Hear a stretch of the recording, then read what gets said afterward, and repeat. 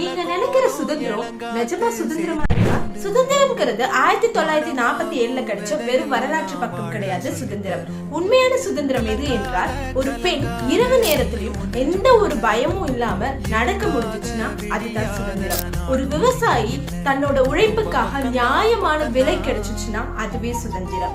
ஒரு குழந்தை எவ்வளவு ஏழ்மையான நிலைமையில் இருந்தாலும் படிப்பை தொடர முடிஞ்சிச்சுன்னா அதுவே சுதந்திரம். ஜாதி, மதம், பிறப்பிடம் எதுவாக இருந்தாலும் அவர்களை அதை வைத்து தீர்மானிக்காமல் இருப்பதே சுதந்திரம். ஆண், பெண், இடம், பிறப்பிடம்னு எதையும் வச்சு தன்னுடைய கனவுகளை பூட்டு போடாம தன்னுடைய கனவுகளை எப்படி வேணாலும் காண ஒரு சுதந்திரம் கிடைப்பதே உண்மையான சுதந்திரம். இந்த சுதந்திர தினத்துல நமக்கு ஏற்கனவே கிடைச்ச சுதந்திரத்தை மட்டும் யோசிக்காம இன்னும் சுதந்திரத்துக்காக போராடுபவர்களுக்கு சுதந்திரம் கொடுப்போம். இனிய சுதந்திர தின நல்வாழ்த்துக்கள். ஜெய் ஹிந்த்.